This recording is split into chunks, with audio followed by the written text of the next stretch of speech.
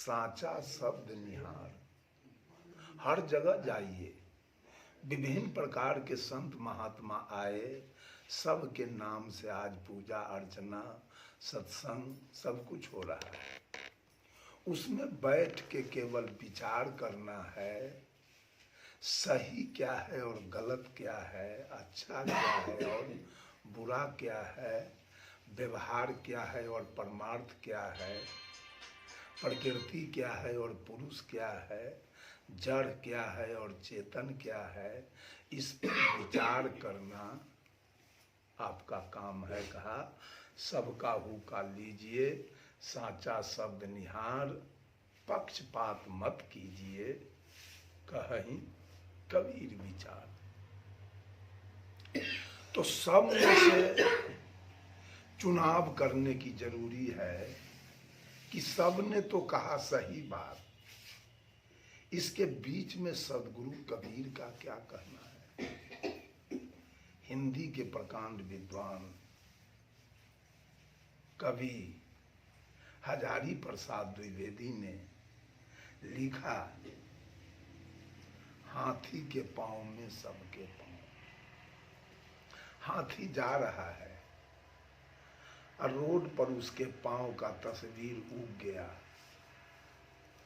और उस पांव के चिन्ह पर किसी विश्व के किसी भी जानवर का पैर रखा जाए तो क्या वो चिन्ह से बाहर हो जाएगा? नहीं होगा। सब जानवर का पैर चिन्ह के अंदर रह जाएगा। इस तरह से हजारी प्रसाद द्विवेदी का कहना है कि विश्व में कबीर के वाणी से आगे किसी का वाणी नहीं, सबकी वाणी कबीर के अंदर, बाहर नहीं। आज विश्व का कोई ऐसा मंच नहीं है जो बिना कबीर के चले।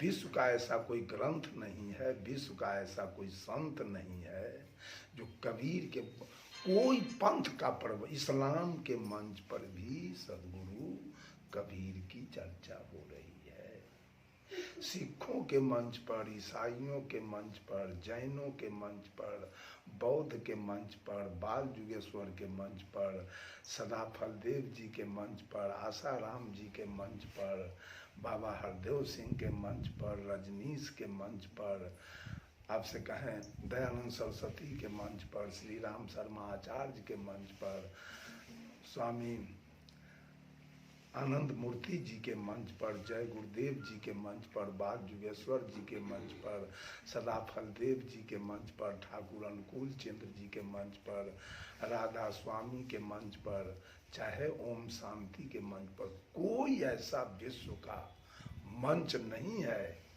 जहाँ कबीर की चर्चा नहीं होती हो।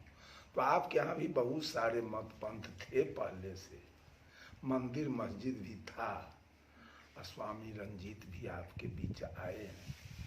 आप लोगों को तो केवल तुलना करना है कि किसके वाणी में कितना दम है और किसका आचरण और व्यवहार किस ढंग का है, वो आकलन आप लोगों का करना काम है।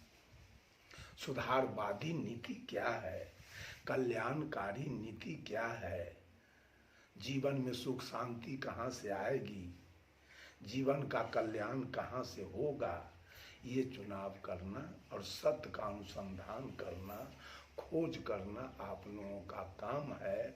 ऐसा न हो, काल ने चैलेंज किया, अभी साहब काल की बात कर रहे थे। काल कौन है? काल बाहर नहीं है, काल काया के अंदर है और दयाल भी इसके अंदर है। काल रूप में ही मन है और दयाल रूप में ज्ञान है। कबीर ने कहा यही काया में दो बसतु हैं, एक साधु एक चोर, ओहे टहलुआ ओहे पहरुआ, ओहे घूमे चहुओर, पड़ोसिन जागू है जागू, तेरा भवन पैसल कोई चोर। चुनाव तो आपको करना है। चुनाव अभी कहे ना, कबीरपंथी भी कहीं निकाल लेता है। चुनाव है, उसके अंदर विचार का कोई केंद्र है। कबीरपंथी भी सिगरेट पीता है, कबीरपंथी भी दुकाने दुकाने घूम के चाय का चुस्की लेता है, कबीरपंथी भी दलाली मार लेता है, घूस ले लेता है, झूठ बोल लेता है। तो अब क्या होगा? निर्णय करने की क्षमता नहीं है। कबीरपंथी भी लाल पियर पहन के बैनाथ धाम कभी चला जाता है, कबीरपंथी महिला सब डाला दौड़ा लेके घाट पर चली जाती है। तो निर्णय करने की क्षमता कहाँ है मनुष्य के अंदर? क्षमता खत्म हो गया। कहावत में है सब धन 22 पसेरी, सब को 22 पसेरी में तोल रहा है, सब पंथ को बराबरे कर रहा है तोल करके। तो निर्णय कहाँ हो रहा है? हो रहा है कबीर की वाणी और द्वितीय। कबीर की वाणी, एक दिन हम जा रहे थे पूर्वी चंपारण कार्यक्रम में रक्सौल, मेरे साथ एक संत जी थे, वो हमारे रिश्ता में दादा भी लगते थे। वो रेलवे में इंटरलॉकिंग के हेड थे, सिग्नल डिपार्टमेंट में। रक्सौल में उनका ड्यूटी था, और वहीं वो गुरुओई भी करते थे, चेला चटिया भी मोड़ते थे। तो उन्हीं के चेला चटिया में सत्संग था, तो हमको भी कहे आप चलिए, चलिए। जब उनके साथ हम चले, गाड़ी मुजफ्फरपुर पहुंची, तो वो हमसे कहे सुनिए, एक टीटी हमारा साथी था, वो रिटायर कर चुके थे, और टीटी का ड्यूटी अभी था मुजफ्फरपुर में। एक टीटी हमारा साथी है, उससे जरा मिल लेते हैं। वो टीटी भूमिहार जाति का था, हाजीपुर के निकट उसका घर धरहारा। धरहारा के थे, लंगट सिंह के परिवार के। जब गए तो हम दरवाजे पर बैठ गए, अब उनको वो अंदर ले गया कुछ बात कर रहे थे। हम दरवाजे पर बैठे हुए थे, पारिवारिक झगड़ा झंझट के बारे में उनसे बात कर रहे थे। देखिए साहब क्या हुआ, भाई में बंटवारा हो गया, कुछ अईमानी बेईमानी हुआ, इसके लिए मारपीट हो गया, मामला फौजदारी भी हो गया। अब जीवन अभी बहुत टेंशन में है, तनाव में है, उद्वेग में। हम दरवाजे पर से बोल दिए,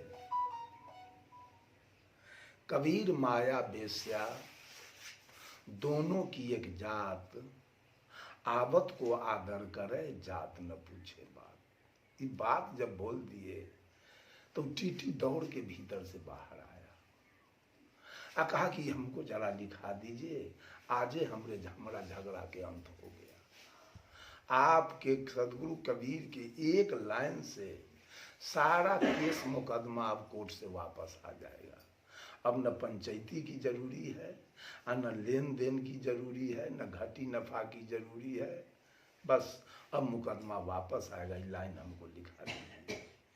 कबीर की लाइन तो ऐसी ऐसी है विचारधारा कि आपके पास एक बेटा है और वो बेटा कहीं धोखा से मर गया, तो कबीर का लाइन ऐसा है कि आपके दिमाग में आ जाए तो बेटा का चिंता क्षण भर में खत्म हो जाएगा। आपके आंख से एक बूंद आंसू नहीं गिर सकेगी उसके बाद।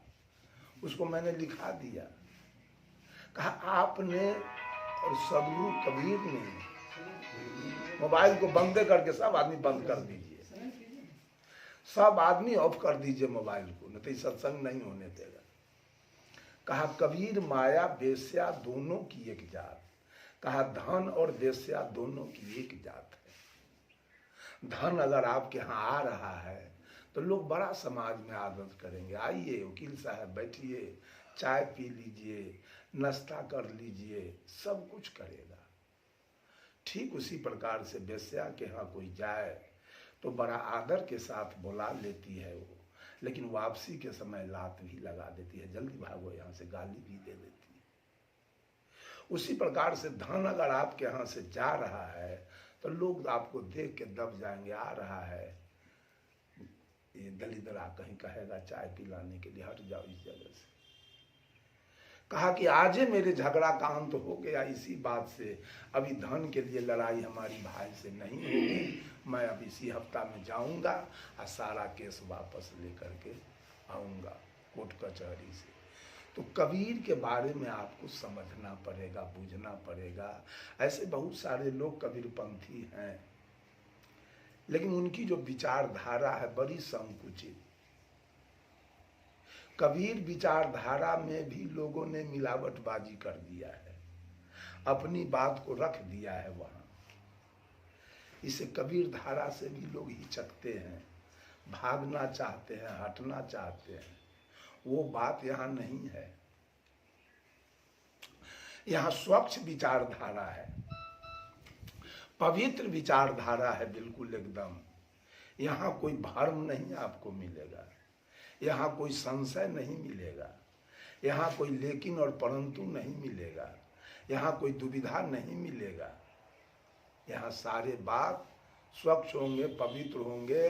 केवल चुनाव करने की आवश्यकता है। तो चुनाव में पहले आप समझिए तो आप कौन हैं, who are you, who are you and who am I, मैं कौन हूं और ये संसार क्या है और आप कौन हैं। मैं कौन हूं और आप कौन हैं, और ये संसार क्या है। कबीर साहब दुनिया वालों से पूछते हैं, कौन तुम्हारी जाति है, क्या है तुम्हारा नाम, कौन तुम्हारा इष्ट है, कहाँ तुम्हारा ग्राम। कहाँ घर है, सब लोगों का घर कहाँ कहाँ से आए हैं। जाति क्या है आपकी, नाम क्या है, और आपके इष्ट कौन है, परमात्मा कौन है, आपके भगवान कौन है, किसकी पूजा करना चाहते हैं आप। कोई पता नहीं। जाति हमारी आत्मा, जीव हमारा नाम, सद्गुरु हमारे इष्ट हैं, ज्ञान हमारा ग्राम। जाति क्या है, हम गोरा नहीं है, हम काला नहीं है, हम विद्वान और मूर्ख नहीं है, हम धनी और निर्धन नहीं है, हम औरत और मर्द नहीं है, हम हिंदू और मुसलमान नहीं है, हम अवर्ण और सवर्ण नहीं है, हम नीच और ऊंच नहीं है, हम छूत और अछूत नहीं है, हम बैकवार्ड फॉरवार्ड नहीं है, हम आंख कान नहीं है, हम मुंह नाक नहीं है, हम हाथ पैर नहीं है, हम शुद्ध बुद्ध चेतन जीवात्मा है। कुछ दिन के लिए ये शरीर लेकर साधन, ये जो बोल रहा है वो साधक है, और ये साधन है। कुछ दिन के लिए कर्मानुसार माँ के गर्भ में रहकर और ये साधन लेके मैं बाहर आया हूँ, और फिर इस साधन को छोड़कर हमको वापस जाना है। बंधुओं, जिस दिन मैं माँ के गर्भ से आया था बाहर, उस दिन सबसे पहले मैं इस शरीर को पाया। शरीर पाके आया इस दुनिया में, माँ को पाया, पिता को पाया, चचा चाची, मौसा मौसी, फुआ फूफा, नाना नानी, दादा दादी, सबको पाया। शरीर में कुछ विकास हुआ तो खिलौना पाया, कुछ और विकास हुआ तो सिलेट पेंसिल पाया, कुछ और विकास हुआ तो कॉपी किताब पाया, पढ़ लिख लिया तो नौकरी पाई, और नौकरी मिल गई तो विवाह हुआ तो पत्नी पाए। सब कुछ पाया है आपने, आपका अपना कुछ नहीं है। यहाँ आने के बाद सब कुछ पाया है। पत्नी पाए तो पत्नी मिल गई तो बेटा पाए, बेटी पाए, अब बेटी मिली तो दामाद पाए, बेटा मिला तो पुतोह पा गए, अब बेटी दामाद पा गए तो नाती नतनी पा गए, अब बेटा पुतोह पा गए तो पोता पोती पा गए। नौकरी भी पाए, जमीन पाए, मकान पाए, तोशक तकिया रजाई पाए, स्कॉर्पियो बोलेरो पाए, गाय भैंसी पाए, ये जितनी चीजें हैं सब पाई हुई चीज है, अपनी चीज नहीं है एक भी। अब पाई हुई चीज एक दिन छोड़ देना भी होगा, वो अपना नहीं है कि आप रखेंगे उसको। जब आपका उम्र 50 बरस के हो जाएगा या 40 बरस के, दादा छूटेंगे, दादी छूट जाएगी, उसके बाद जो पाए वो अब छूटेगा। मम्मी छूटेगी, पापा छूटेंगे, नानी छूटेगी, नाना छूट जाएंगे, मामा मामी छूटेंगे, मौसा मौसी छूटेंगे, फूआ फूफा छूटेंगे, चचा चाची छूट जाएंगे। 50 बरस की नौकरी गई, 55 बरस 60 बरस पर तो नौकरी छूट जाएगी, इसलिए कि नौकरी को भी आपने पाया था, तो नौकरी छूट जाएगी। और नौकरी छूट जाने के बाद कुछ दिन और आगे चलिए तो पत्नी छूट जाएगी। पत्नी को भी पाए थे, वो भी गई, अब पत्नी छूट गई। और पत्नी छूट गई, बुढ़ारी आ गया, ये बाबा के उम्र में आ गए, तो अब खेत बाड़ी छूटेगा, अब जाने लायक नहीं रह गए, कहीं पैर फिसल जाएगा, मुंह कान टूट जाएगा वहाँ खेते में। गाय भैंसी छूट गया, एक झाड़ मारेगा मुंह कान तोड़ देगा, शरीर में ताकत नहीं रहा, गाय भैंसी छूट गई। उसके बाद ये छूट जाने के बाद तो सब तकिया भी छूटेगा, चूंकि आप बिछावन पर पैखाना पेशाब करेंगे, थूक खा रखेंगे, घर वाला कहेगा अब इसको बाहर करो, दूसरे चौकी पर रख दो, खलिया चौकी पर, तो सब रजाई तजाई गद्दा सब छूट गया आपका। उसके बाद घर छूटेगा, कहेगा घर से बाहर करो, अब ये बहुत गंदा हो रहा है, लोग घिना रहा है, तो बाहर कर दिया तो घर छूट गया। छूटते छूटते सब छूट गया, अंत में ही शरीर आपका छूटेगा। क्या लिया आपने इस दुनिया से? दुनिया में आपका क्या रहा? क्या लाए थे और क्या बच गया आपका? कुछ बचा? अहंकार किस बात की है? आपके जीवन में जो अहंकार है, इन्होंने कहा बाबा ने कि धन का अहंकार, बल का अहंकार, विद्या का अहंकार, बुद्धि का अहंकार, रूप का अहंकार, ये सब अहंकार कहाँ से आ गया? आप हैं क्या? आपका है क्या? आप क्या हैं और आपका यहाँ क्या सब है? प्रधानमंत्री बने हैं, प्रधानमंत्री का गद्दी, एक दिन ऐसा समय आया कि मनमोहन सिंह का गेठरी बना गया और नरेंद्र मोदी को गद्दी मिल गया। समय आएगा नरेंद्र मोदी का भी गठरी बना जाएगा, दूसरे कोई गद्दी पर आ जाएंगे, वहां भी सुख नहीं है। ये बात समझ लीजिए, उस गद्दी पर भी सुख नहीं है। और मनुष्य क्षणिक सुख के लिए दौड़ लगा रहा है पूरे दुनिया में, यहाँ सुख है, वहाँ सुख है, पत्नी में सुख है, जमीन में सुख है, मकान में सुख है, तोशक तकिया में सुख है, बढ़िया भोजन में सुख है, कहीं सुख नहीं है। एक जवान लड़की, एक जवान लड़का, दोनों के बीच विवाह की चर्चा हो रही है, तिलक फलदान हो गया है, अब केवल विवाह होना बाकी है। लड़की भी अपने में खुश है और लड़का भी अपने में खुश है। क्यों?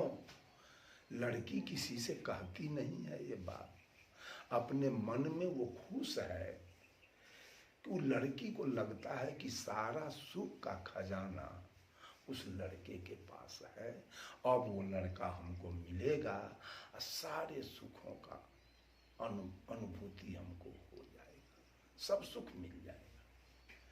लेकिन वो लड़का भी सोच रहा है कि सारा सुख का खजाना उस लड़की के पास है, और वो लड़का भी किसी से कहता नहीं है, सोच रहा है कि सारे सुख का खजाना उस लड़की के पास है, अब वो हमको मिलेगी तो सारा सुख हम पा जाएंगे।